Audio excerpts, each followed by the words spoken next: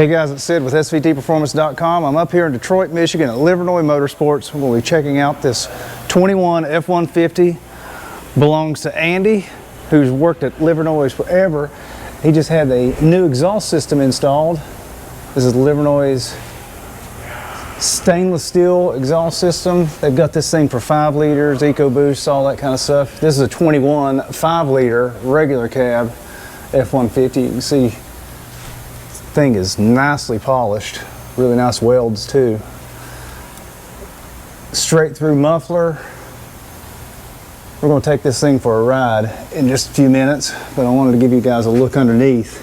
It's also has Livernois tune on it, and if you guys know anything about tuning these 20 and up F-150s, it's not exactly easy. They got some encryption on the ECU, and Livernois is one of the very few places that has that unlocked and able to put a custom tune on these trucks. So we'll get out on the street and see what this thing's like. It is a 4-wheel drive. You know, we're in Michigan, got to have that for the winter. But underneath, you know, basic, just F-150. It's a really nice little round town truck. Of course, your 5-liter V8. Gigantic catalytic converters, and going into a resonator and then straight through muffler. I'm sure this thing's going to sound great, so see what it's like.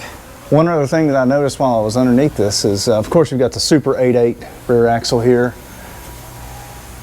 which is a really nice little unit, but check out these leaf springs. You only got one primary leaf and then this gigantic secondary leaf here, so payload package on this truck must not be crazy huge, which you wouldn't expect on, you know, just a basic regular cab short bed F-150, but I just thought that was odd. Looks like a old style Lightning race setup. Of course this would be fiberglass in that case, but gone to one leaf spring basically.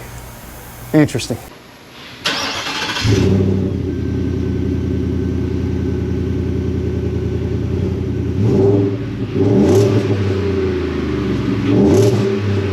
So we got the truck off the lift. This is Andy, by the way. This is his personal truck.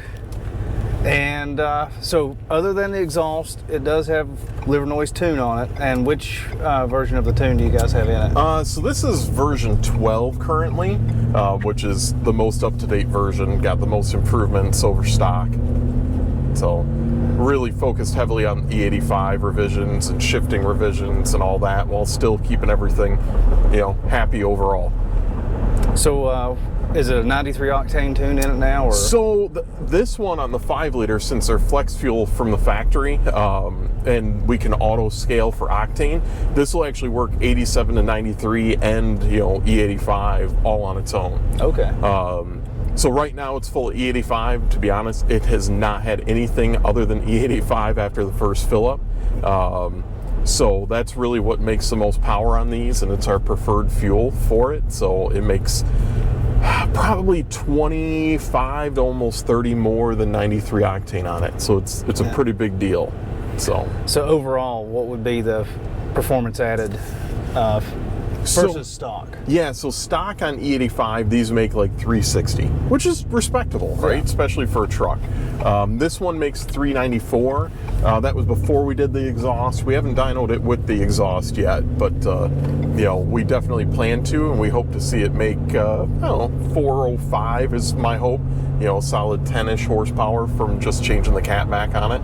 Yeah, because that muffler is straight through. There's no restriction on that. Right. Yeah, we really spent a lot of time with the muffler, you know, testing and choices, because we wanted it to sound good. We don't want it to drone. You know, we don't want any of the normal stuff, but we don't want to have baffles and chambers and things that can restrict it like some of the other ones on the market. So, yeah, you know, really just want to make certain it's as free flowing as possible, but also not drive you crazy. Yeah. You know, and we are going to offer, for those that do want it a little more on the crazy side, this one retains the stock resonator. We are going to offer, you know, like a higher output version that also removes the OEM resonator, you know, to try to get it a little bit louder. So yeah, just a resonator delete basically. Yeah, yep. You know, just get a little bit more noise, change the pitch a little bit, you know, and all that out of it. One of the things that I noticed about it, it's even in factory form, it has a little bit of crack to it, a little raspiness that I'm not used to from Ford exhaust system from the factory. And this one retains it, but it still, you get a lot more low end noise from it, which is really cool. the raspiness and sort of air through a straw kind of noise that you got on the stock one is not very inspiring. Yeah, but that sounds good. Yeah, it definitely is something that, like I said, it's a lot better than stock as far as the tone goes, but without going way over the top. And the other big thing that I've noticed with your guys' tuning is you're fixing the throttle response. The shifts are much quicker. It's not as lazy shifting, which that drives me nuts on these 10R80s, is the lazy shifting that they have from the factory. Yeah, they sort of have a mind of their own stock too. Like, you don't know what shift you're going to get. Like, is it going to skip a gear? Is it not? Is it, going to shift nicely, or is it going to be a little bit coarse? Or, you just don't know. And we really spend a lot of time making certain that that's much improved. But overall, how have you liked this truck? I'll fully admit, I have never owned a Ford truck, ever. Been a GM guy my whole life. I like Chrysler stuff. I got a Jeep, and all that too. But this is the first F-150 that made me say I want to buy one. Yeah. And to me, that means a lot. I've never been one of those brand purists, right? But it's finally something that I feel is the best one out there. Yeah. Right. I definitely wanted a 5-liter. We also have an EcoBoost truck, specifically a Power Boost on order for development. But I wanted the 5-liter. I wanted a regular cab short bed, and you really can't get that in any other brand, right? Yeah. You want a 4-cylinder turbo Chevy? Sure, you can get that. Mm-hmm. I don't know how many people are clamoring to get that combination. Yeah. But the 5-liter regular cab stuff, they're popular. You look in the groups, you look on forums. This is the truck that people really, really chase after if they want to do some, serious mods to it. Yeah, and I see that you're still averaging 17.8 miles per gallon driving in town and beating the piss out of it. Yeah, basically. It probably has a couple hundred dyno pulls on it, and that's still the average. It's always one of those things, I drive it for a few days, it gets back up to the mid-18s. And then I put it on the dyno and it's back down to the mid-17s. Yeah. But, it is what it is. I didn't buy it for the fuel economy, but for E85, to me, this is actually great. Yeah.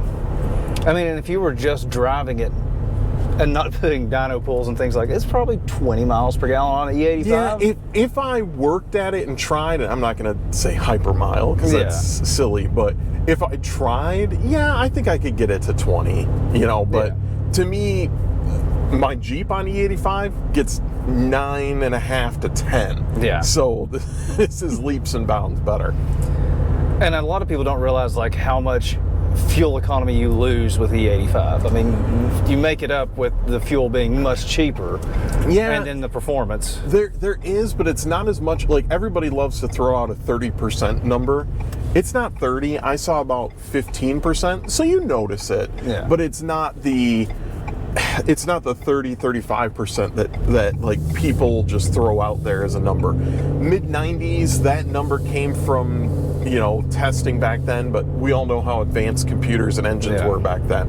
I would buy that if you had some mid-90s Taurus or S10 on E85, it probably did lose that much, but not nowadays. Not a 12-to-1 engine that's actually using that extra octane for good. Yeah. And then I see you got 3,500 miles on it? This one does. So, it's had a lot of dyno pulls and that kind of. Well, one of the things I noticed when we took the stock exhaust off of it was how clean the inside of the exhaust was. And that's E85 at work there. No carbon buildup at all. Definitely not. Yeah, it's crazy to see. There's just so many advantages with that fuel, and it's one of those things. It's like the charging stations I've complained about around my house. There are none. There's no E85 stations. Closest one's 60 miles away. Yeah, it's annoying. And we're lucky, right? We're in the Midwest. We're not necessarily in prime corn country, but it's not too difficult to get E85. Even if I want to go up north, I may have to think about the route that I take. But again, this being flex fuel, if I can't find E85, I put 93 in it. Yeah, then you're good to go. So be it. Best of both worlds. Yep, absolutely. Yeah, that's the problem with us is, there's just no E85 available. I guess, I live in South Carolina. If you want some peaches or sweet potatoes, we have that, but not much corn juice. Yeah, no, I gotcha for sure. So what's next for this? Next for it, we're still up in the air. Definitely we plan on doing some more naturally aspirated upgrades. We're working on our GT350 manifold swap system for these.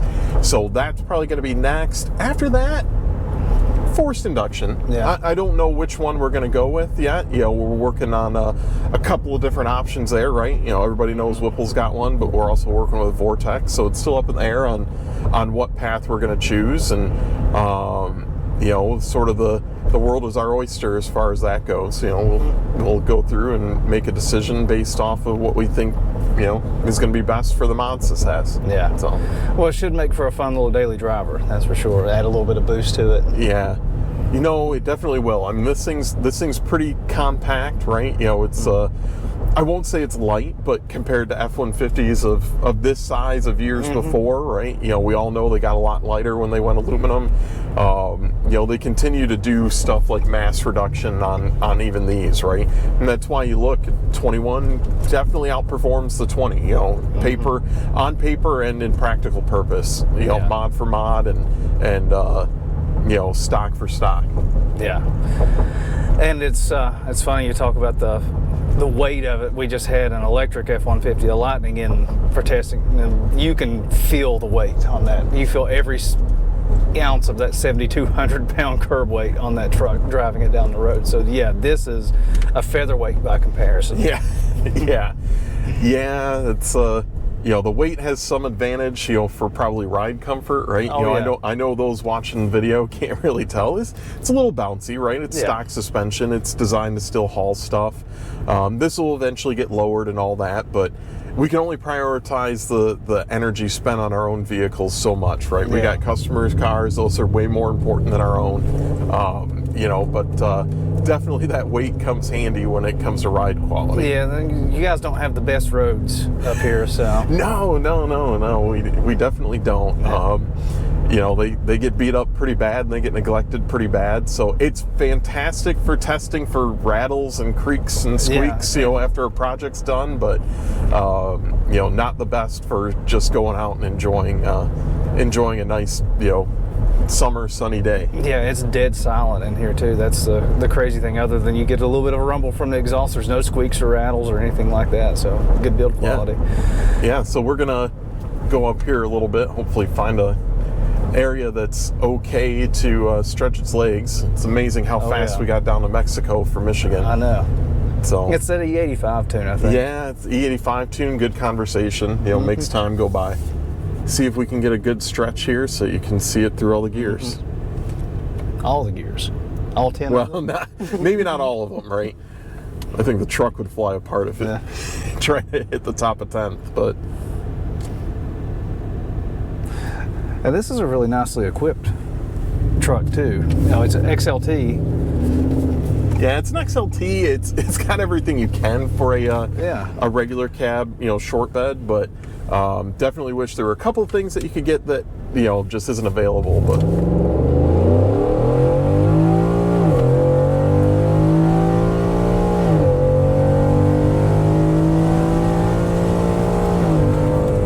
Yeah, that 1-2 shift. Yeah, it definitely has a lot of... She's crisp. A lot of gumption behind it, for sure. But yeah, like I said, we're really proud about this. I mean, I realize that it's not like we're widely known for doing exhaust systems and stuff like that, but we spent a lot of time and put a lot of thought and design behind this to make certain that everything was good to go, and that perfect balance that so many people want but don't even know how to put into words. Well, we've been using your guys' tuning for years on different projects that we have, and you guys still knocking it out of the park. As far as I'm concerned with this, I mean, like I said, my biggest complaint with any of these newer 10R80 vehicles is the shifting, and it's obvious that you guys have focused on that. Even just driving around normally, it's not doing weird skip shifting or just like you said, like they have a mind of their own. It'll just do some kind of weird kick up or down occasionally. You know, Yeah. just none of that. It's just as it should be. No, and like, you know, for those that listen, like he said, the 1 to 2 shift, that was in 4-wheel drive. Yeah. Like, you know, these things definitely get it done. And, you know, for it to actually chirp tires in 4-wheel with a naturally aspirated 5-liter, I mean, it's definitely, you know, like I said, something we spent a lot of time on, something that we're really proud of. So, well, thanks for taking us for a ride. yeah, no problem. Appreciate Thanks for the it. time. Yeah. You know, definitely good to talk to everybody, Yeah. catch up, and show you what we got going on. And if you guys are interested in tuning for your 21 and up F-150s or a new exhaust system, you can hit up Livernois Motorsports. And as always, head over to SVT Performance for all the latest news, reviews, and information on your favorite Ford-powered vehicles.